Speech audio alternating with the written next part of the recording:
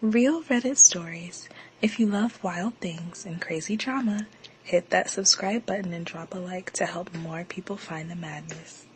What's the weirdest thing you noticed growing up? I never looked like my parents, and I noticed that even before people pointed it out. My mom always told me I had special genes, but as I got older, the jokes stopped being funny, because their answers felt like they were hiding something. We didn't have baby pictures of me before I was 2, and there were no stories about the hospital or my first steps, so when I asked, they just said I was a quiet baby or they didn't take many pictures back then. But it was weird because we had tons of photos from trips, birthdays, and holidays, just nothing from when I was really little, and that quiet grew bigger as I got older. One night in my last year of high school, I was at my friend Matt's house, and we watched a show where a guy took a DNA test and learned his dad wasn't his real dad. Matt laughed and told me to imagine finding out my whole family was fake, and everyone else laughed too, but I didn't. Later, I asked him if he'd ever take a DNA test, and he shrugged and told me he wouldn't because if your family treats you good, you don't need to dig for secrets. I told him he was probably right, but that night, I couldn't stop thinking about it, so I started looking up on my phone things like how to tell if you're adopted or signs your parents are hiding something. I didn't buy a test, but I thought about it every single day. 1 week before I was supposed to leave for college, my parents sat me down, and my mom looked like she'd been crying, but my dad stood by the window with his arms crossed like he couldn't sit still. She told me they thought it was time I knew, and I already felt it inside because she told me I was adopted. They tried for years to have a baby and went to doctors, but it didn't work. So they adopted me, and they told me it was their happiest day. My dad told me I'd always been their son, and nothing changed that. I thanked them and even smiled. But the moment I went to my room, I opened my laptop and applied to a college on the other side of the state. They thought I was going to the one we visited, but I wasn't. And starting over felt good because no one knew who I was, and I didn't have to answer questions or pretend I was okay. A few days into my first week, I went to this random house party near campus. It was loud and chaotic, but it was exactly what I needed. I found a quiet spot in the kitchen, and that's where I met her. She wasn't a student there, but she was visiting a friend for the night, and she was almost done with high school. We talked for hours, first about music and school and dumb stuff, but then she told me her mom died from cancer a few months ago, and I told her I just found out I was adopted, and somehow it felt okay. We started talking every day after that, and then we hung out, and soon we were together, and it got serious fast. 2 months later, she came to my dorm one night and didn't knock, but she put a small bag on the sink, so I followed her to the bathroom. Inside the bag was a pregnancy test, and it was positive. I didn't even have time to say anything, so we sat on the floor quiet, but she rested her head on me and told me we should tell our families. I was scared, but I agreed because she was the only person who made me feel like I belonged, and I wasn't going to run from that. We planned a simple dinner with her, me, and our parents, and I called my dad first, but he sounded weird as soon as I brought it up and told me he had a work thing that night and couldn't come. My mom took the phone and told him he was missing me becoming a dad, and I told her it was fine because her mom was gone, so it might be better with just her. Thea and I will schedule something with dad, but later, and she said yes, but she wasn't happy, and I didn't blame her, but I just wanted the night to go smoothly. The night of the dinner, we picked a quiet restaurant and we got there early, me, her, and my mom, but when the door opened, she stood up fast and told her dad to come over with a big smile. I turned to look and my entire body froze. It was my dad, the one who said he was busy, and he stopped when he saw me. I stood up and asked him why he was there, and she looked at me and said, "That's my dad." My mom's smile disappeared and her shoulders dropped like someone had punched the air out of her. Then she turned slowly toward me like she was trying to understand what she was seeing. But my girlfriend looked at her, still smiling, completely unaware, and told her,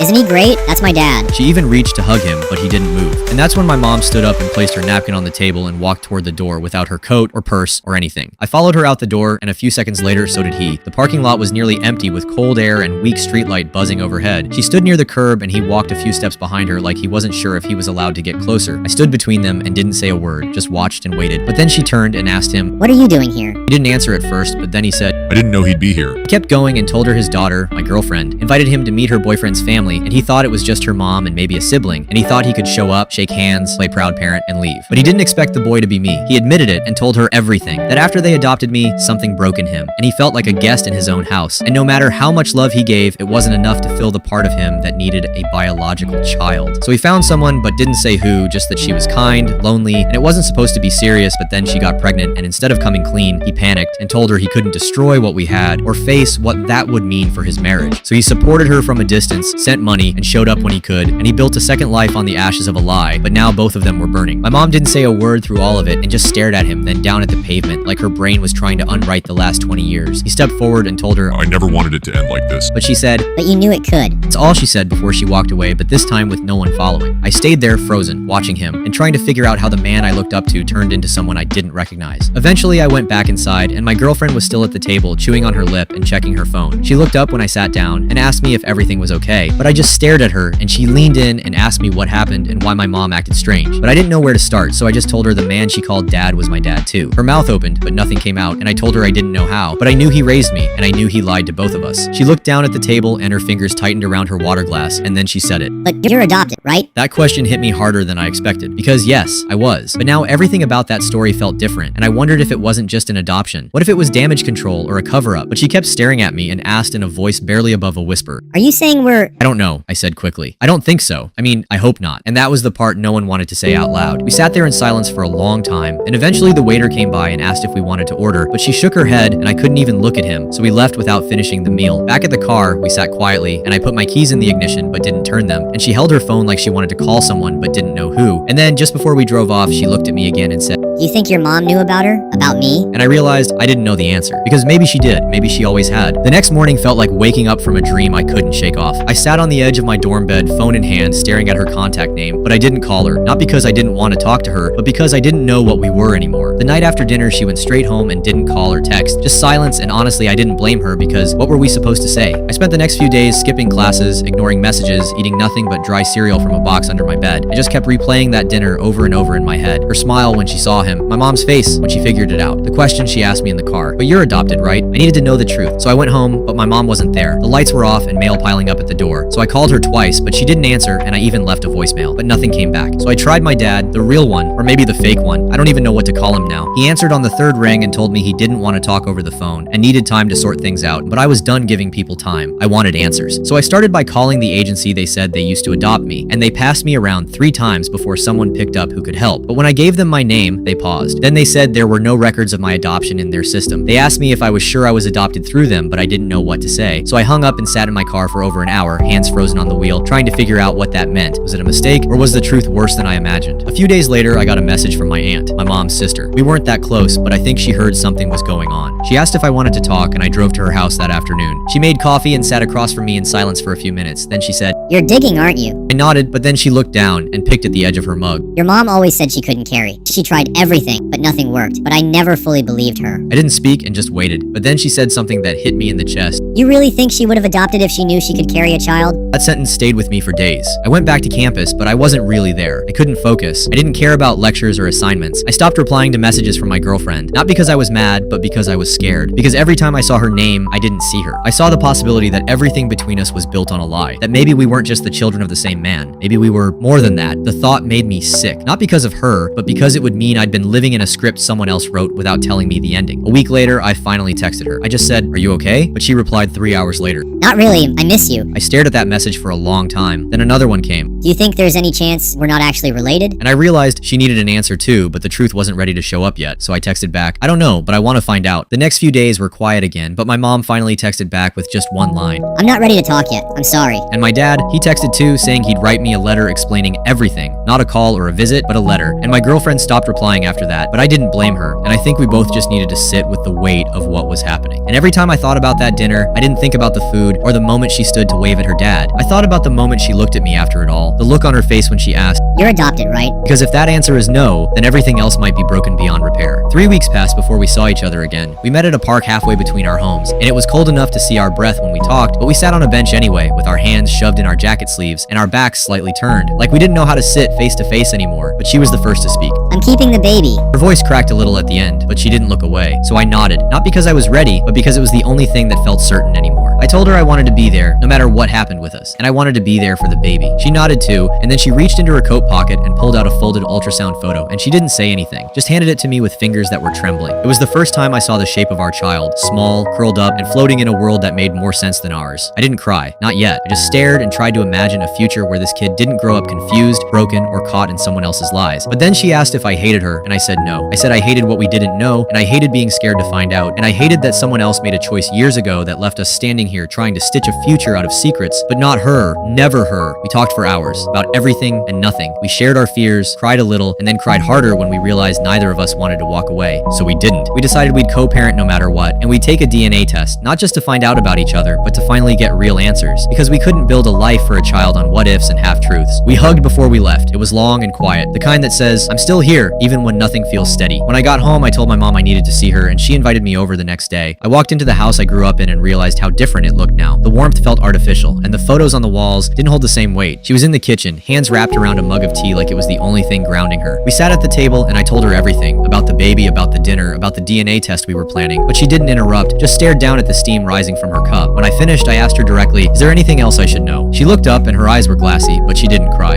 I don't know what's true anymore. I don't even know what I was trying to protect when I agreed to stay quiet. Were you protecting me? Or him? She didn't answer and just wiped a tear with the edge of her sleeve and said she couldn't talk about it yet. I told her that wasn't good enough and that I deserved better and that this baby deserved better. She reached across the table and grabbed my hand. It was the first time she'd touched me since that night, and her grip was soft and weak. I'm sorry. I'm so sorry. I left with more questions than I came in with. A few days later, my dad sent a long text asking if we could meet, but I didn't respond. I didn't care what he had to say, not yet. That week, I went with her to her next prenatal appointment. We sat in the waiting room with couples who held hands and whispered baby names. We didn't touch, but we kept glancing at each other like we were tethered by something invisible. When they called her name, I stood up too, and she didn't stop me. After the checkup, the doctor said the baby was healthy with a strong heartbeat and good growth. We walked out with a new set of ultrasound photos, but this time, there were tiny fingers, a hint of a nose, and a face. She looked at me and said, We need to be strong for him. and I realized for the first time I wasn't scared. I was angry because we were forced to be strong when we should have been allowed to just be kids in love figuring it out. But I was also grateful because despite everything, she stayed. We both did. That night, I started writing letters. One for the baby, one for her, and one for myself. The one for the baby started like this. I don't know what you'll grow up hearing about me or us or how it all started, but I promise you this, I will always tell you the truth. I knew we were far from healed. My mom still avoided calls and dad still hadn't come clean and we still hadn't taken the test, but for now, we were showing up and sometimes that was the hardest part, but also the most important one. The night before the baby was born, I couldn't sleep, not because I was scared of being a dad, though I was, but it was something else. That heavy, quiet dread I'd carried since dinner at the restaurant still hadn't gone away, and the pieces of my life were slowly fitting together. But the corners were still missing, and the silence from my mom, the way she looked when I asked about the adoption, it never sat right with me. Still, that morning, when she called and said she wanted to come to the hospital, I didn't say no. She showed up with flowers and a blanket she'd knitted months ago, before she even knew the full story, and she didn't say much, just hugged me tightly, like she was scared I'd disappear too.